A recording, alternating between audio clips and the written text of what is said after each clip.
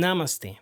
Bienvenidos a esta tercera y última clase del curso introductorio sobre psicología espiritual. Agradecemos a todas las personas que han tenido la constancia de llegar hasta acá. Esta clase tratará de la parte práctica. Ya hemos visto la teoría, ahora entraremos a ver cómo podemos poner en práctica los conocimientos adquiridos. En ese sentido, vamos a hablar del término sadhana o práctica espiritual y algo muy importante, los 6 preceptos Dharmakaya.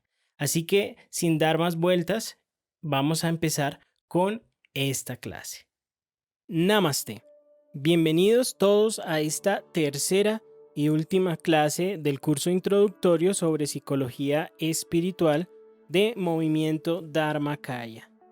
Bueno, primero que nada, muchísimas gracias a todas las personas que han llegado hasta esta parte final del curso. La verdad que me alegra muchísimo que estén acá y vamos a ver el día de hoy la parte más práctica de todo este conocimiento de psicología espiritual. Habíamos visto en las clases anteriores teoría principalmente. Por cierto, para la persona que no haya visto la primera o segunda clase, les dejo acá arriba en las etiquetas para que puedan entrar y mirarla. Como les decía, vamos ahora a mirar la parte práctica de de la psicología espiritual. Vamos a ver el término sadhana. Vamos a ver qué significa sadhana o disciplina espiritual. Sadhana es la práctica espiritual que se fortalece a través de la autodisciplina. La palabra sadhana, como ustedes saben, todos estos términos vienen del idioma sánscrito y en este caso sadhana significa autodisciplina, deber espiritual, todo aquello que hacemos con un interés trascendente. En psicología espiritual, la práctica de sadhanas ayuda a mantener la estabilidad mental y emocional. En la India, desde tiempos muy remotos se ha hablado de la práctica. No es solamente una cuestión de intención, sino de práctica. Es decir, hay que realizar una serie de ejercicios, una serie de métodos que nos permitan a nosotros llegar a esa trascendencia, a esa conexión con el todo, a entendernos a nosotros mismos y lograr la autorrealización. En psicología espiritual, el fin último, como lo habíamos dicho, era eliminar las causas de nuestro propio sufrimiento. Por ende, todo lo que tenga que ver con sadhanas en psicología espiritual es buscando eso, buscando eliminar esas causas del sufrimiento para encontrar una estabilidad mental, emocional y por ende también espiritual. Muy bien, como preámbulo a las prácticas como tal, vamos a ver los beneficios de la práctica de las diferentes sadhanas. Existen múltiples sadhanas dependiendo la tradición, dependiendo el linaje. Podemos decir que la sadhana más conocida en Occidente es la meditación.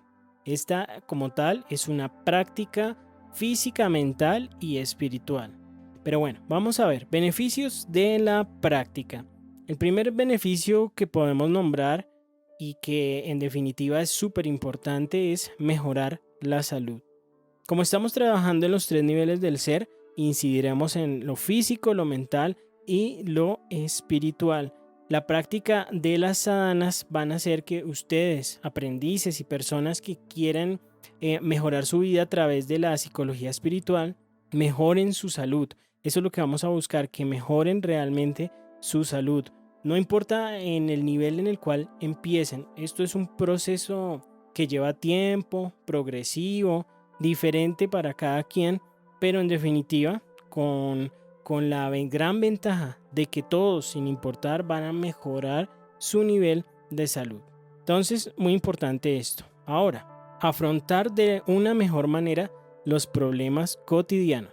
A medida que vayamos practicando y vayamos adquiriendo la maestría en las sadhanas, vamos a darnos cuenta que afrontaremos mejor los problemas que se nos vayan viniendo en el día a día.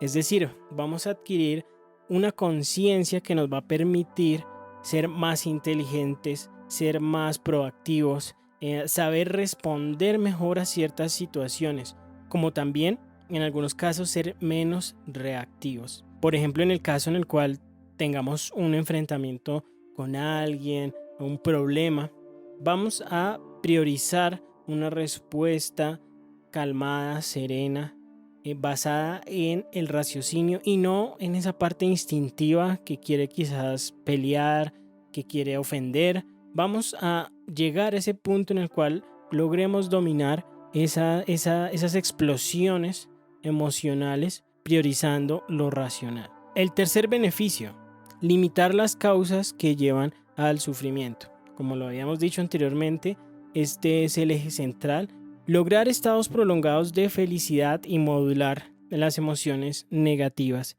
Esto es algo realmente muy interesante de la psicología espiritual, y es lograr estos estados prolongados de felicidad, interpretando esta felicidad no como algo que deviene de los placeres rápidos. A veces sentimos placer al comer algo muy bien preparado, por ejemplo, pero muchas veces eso que sabe tan bien puede que no nos siente o no sea tan bueno para nuestra salud, ¿verdad? Entonces, lograr estados prolongados de felicidad basándonos en los placeres sutiles y en la estabilidad emocional. Es claro que la paz interior y la estabilidad emocional provocan y prolongan la felicidad, una felicidad que está más allá de lo momentáneo. Y como también modular aquellas emociones negativas que podamos nosotros albergar en nuestro corazón y que puede que vengan de tendencias kármicas, puede que vengan de situaciones o traumas. Con el trabajo de las sadhanas y la psicología espiritual podremos aprender a manejar de manera efectiva las emociones negativas. Otro de los beneficios es identificar las tendencias kármicas. Y habíamos visto que el karma era esa ley de causa y efecto. Esa ley de causa y efecto va avanzando, es decir, cada causa produce su efecto y genera entonces en nosotros unas tendencias. Cuando el karma se acumula dentro de nosotros, genera una tendencia hacia alguno de los extremos. Pongamos un ejemplo: una persona que sea extremadamente irritable, que se enoje con facilidad, tiene esa tendencia kármica a enojarse. Por más que intenta ser menos reactivo, sabe que le cuesta, sabe que le es difícil. Hasta el momento en el cual esa persona no logra identificar ese problema, no lo va a poder superar, no va a poder trabajar en él. Por eso es tan importante identificar las tendencias kármicas. Y por último, acumulación de mérito o karma positivo. Más adelante veremos exactamente a qué nos referimos con acumulación de mérito, pero para explicarlo rápidamente, es poder nosotros realizar actividades que nos traigan karma positivo. La práctica de las sadhanas, sin importar cuál sea, nos trae de manera directa acumulación de mérito o karma positivo para nuestra vida. Así pues, hemos visto que hay muchos beneficios, probablemente sean muchos más de los que están en esta lista, pero la idea es que se inspiren sabiendo que estos beneficios que ven acá son reales y vienen con la práctica de las sadhanas. Por supuesto, nos quedaría observar cuáles son las sadhanas, es decir, cuál es realmente la práctica y cómo llevarla a cabo. Recalcaremos entonces que es una disciplina espiritual que requiere de paciencia y constancia. No vamos a obtener estos beneficios con hacerlo una o dos veces. Tenemos que ser lo suficientemente constantes y lo suficientemente pacientes, ya que los beneficios son a largo plazo. Muchos van a venir relativamente rápido, pero los beneficios importantes son a largo plazo. Así que debemos tener en cuenta esta disciplina viendo o proyectándola hacia futuro. Existen dos formas de enfocar este punto: las sadhanas para principiantes y las sadhanas completas. la sadhana integral dentro del movimiento Dharmakaya. Primero veremos las recomendadas para aprendices principiantes. Estas sadhanas son 3. Primero y fundamental, la meditación. Cualquier aprendiz de psicología espiritual, cualquier persona que honestamente desee transitar el sendero de este conocimiento, requiere llevar a la práctica la meditación. La meditación debe realizarse todos los días. Podemos empezar con poco tiempo, 10 minutos, 15 minutos, incluso podemos partirlo en 2 sesiones, una por la mañana, otra por la noche. Lo importante es realizar la meditación. El eje central de la práctica circunvala dentro de la meditación. Más adelante en otros videos veremos cómo se medita, cuál es la forma correcta de meditar y cuáles son los pilares de una buena meditación. La segunda sadhana es la congregación. El Buda creó una congregación de monjes llamada Sangha. Es importante que la práctica de la psicología espiritual no se lleve de manera aislada y solitaria. Quizás para personas que ya hayan avanzado lo suficiente puede ser benéfico, pero para todo aquello aprendiz que esté empezando es muy importante contar con el apoyo, la ayuda y los consejos de una congregación. Es decir, personas que estén bajo la misma disciplina, personas que nos ayuden a crecer y nos motiven en un camino que puede en algunos momentos, por qué no decirlo, ser difícil, presentar retos. No todo en la disciplina espiritual es fácil, pero sí es meritorio. Por ende, la congregación es muy importante. En este caso puntual, la congregación puede ser reunirme con un amigo o un conocido que también lleve la disciplina espiritual para meditar, para hablar sobre estos temas, o también en el caso del movimiento Dharmakaya, reunirnos de manera virtual a través de Facebook Live para estas reuniones, estas sesiones de bienestar y meditación que estamos realizando.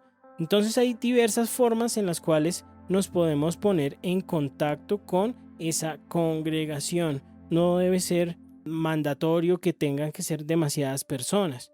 Con que sean 2 o 3 personas, pero muy enfocadas en la disciplina espiritual, con esa vocación y esa intención de mejorar y de aprender, vamos a estar cumpliendo con esta segunda sadhana. La tercera sadhana es la transmisión del Dharma. La transmisión del Dharma simboliza lo que el Buda vino a hacer a esta tierra, es decir, transmitir el conocimiento que él adquirió a través de la práctica de sadhanas, no solamente en una, sino en vidas anteriores. La vida de Siddhartha Gautama fue la culminación de una serie de vidas proyectadas hacia lo espiritual. Y el gran tesoro que le dejó a la humanidad fue el conocimiento del Dharma. Por eso es que es tan importante dentro del movimiento Dharmakaya y dentro de la disciplina de la psicología espiritual que nosotros también continuemos esta tradición, que nosotros también enseñemos el Dharma, que vayamos transmitiendo lo que vayamos aprendiendo. No es necesario saberlo todo ni pretender saberlo todo. Simplemente desde que podamos nosotros, por ejemplo, transmitir la enseñanza de una correcta meditación, estaremos logrando ese objetivo. Repito, no es necesario conocer todo dentro de la filosofía dármica, no hay que tener miedo a enseñar, porque se dice también que nosotros debemos ascender de aprendices a maestros. Para alguna persona más adelante seremos el maestro en esta transmisión del Dharma. Por eso es muy importante tener en cuenta esta última sadhana. Resumiendo, meditación, congregación y transmisión del Dharma serían las sadhanas recomendadas para alguien que desee iniciarse. Pero hay un siguiente nivel. Hay una forma en la cual nosotros podemos integrar aún más y profundizar en esta disciplina espiritual? Vamos a verla entonces en este momento. Los 6 preceptos Dharmakaya. ¿Qué son los 6 preceptos Dharmakaya?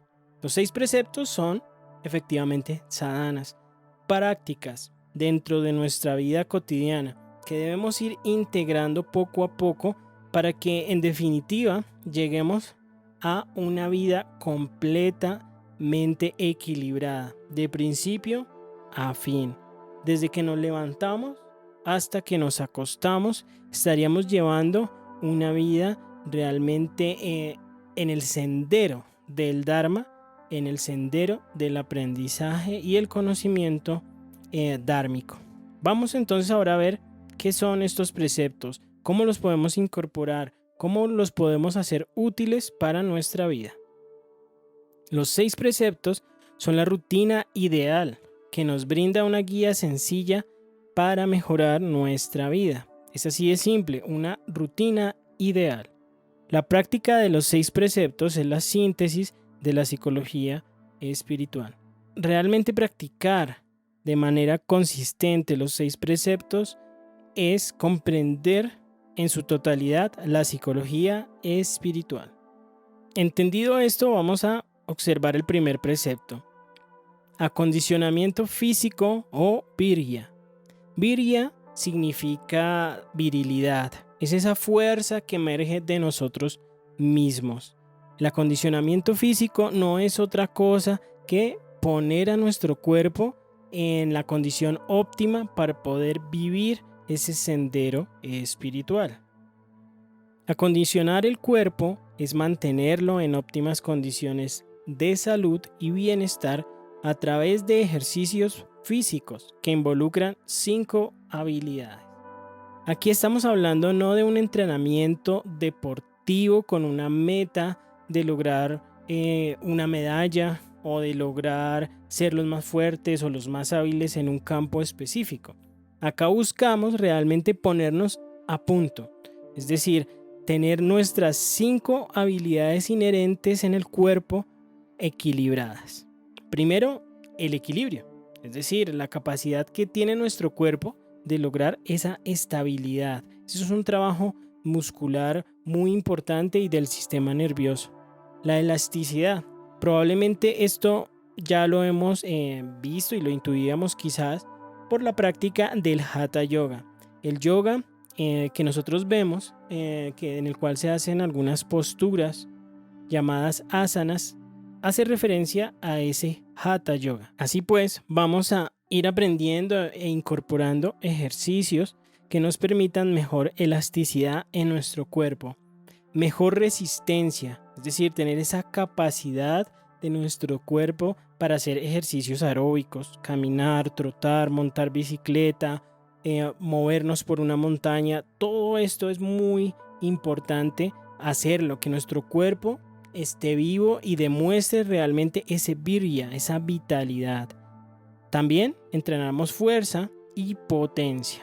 Por eso decimos que el acondicionamiento físico es un acondicionamiento que también involucra lo espiritual, porque vamos a estar trabajando nuestro cuerpo no buscando un objetivo de vanidad, un objetivo de solamente vernos bien, sino realmente de encontrarnos en la mejor disposición para llevar toda la práctica espiritual. La práctica es rigurosa, la práctica es constante. Si nuestro cuerpo no está preparado, ahí vamos a ver y vamos a tener un problema a largo plazo. Por eso iniciamos desde la base.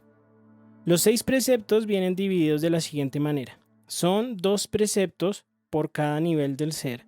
2 preceptos físicos, 2 preceptos mentales y 2 preceptos hacia el espíritu.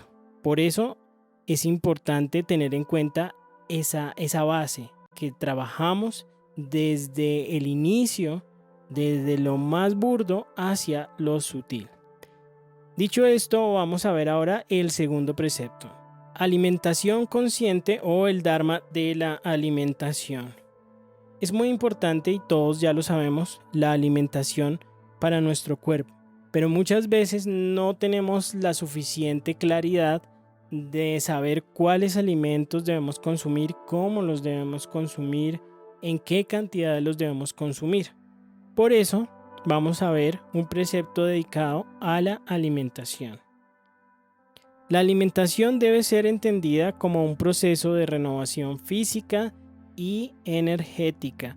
Cuando ingerimos algún alimento, no solo lo debemos hacer por el gusto que tiene dicha comida, sino que debemos entender esto como un proceso de renovación física, porque lo que comemos es lo que somos, y también de renovación energética. Los alimentos nos dan la energía para seguir existiendo, y por eso es importante jugar con esa alquimia interior para lograr mayores niveles de energía, para sentirnos lo suficientemente despiertos, para tener esa capacidad de afrontar todo lo que se nos vaya viniendo en el día a día. Y esto nace de una buena alimentación. Para hacer una breve explicación de la alimentación consciente, vamos a mirar las funciones de los alimentos dentro de nosotros. ¿Qué sucede con estos alimentos? ¿Para qué nos sirven?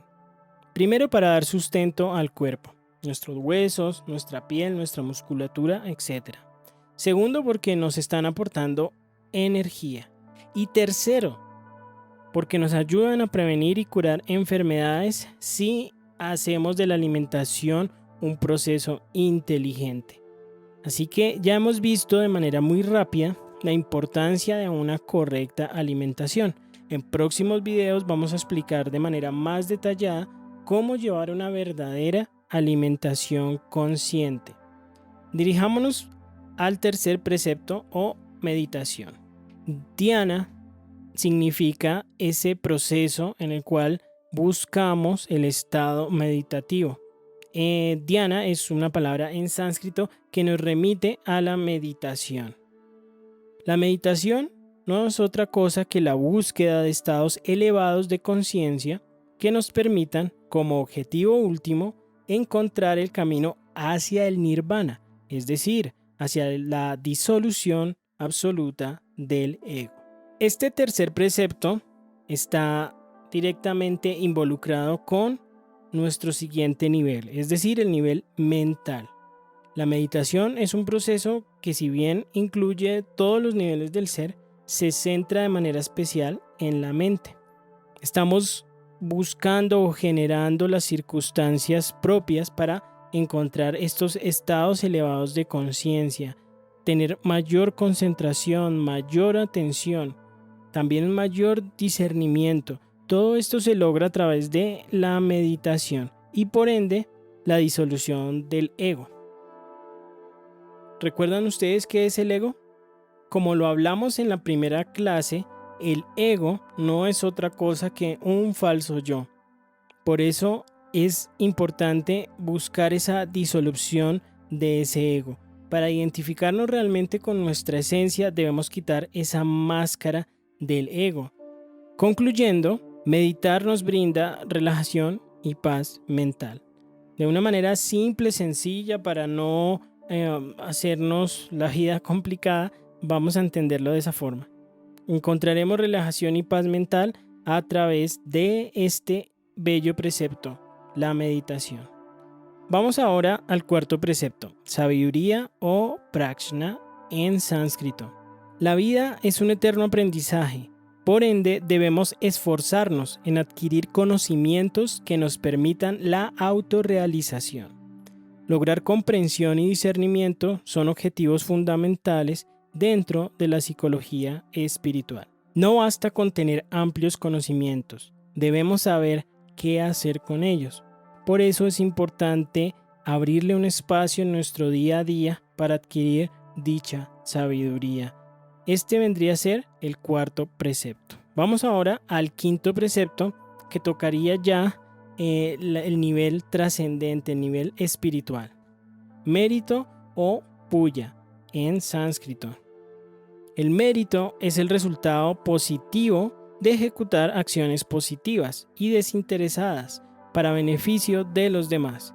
Por ley del karma, estas acciones se devolverán en igual proporción y sin falta, en esta vida o en vidas posteriores. Nuestra vida debe ser una vida con sentido. Para que esto sea así, debemos ayudar, compartir, integrarnos con nuestro entorno, recordando que para recibir debemos dar. En nuestra práctica cotidiana debemos tener un espacio y un momento para brindarle a los demás lo que nosotros tenemos y podemos aportar. Este es el verdadero mérito. El mérito es toda aquella acción en donde no existe ninguna intención personal.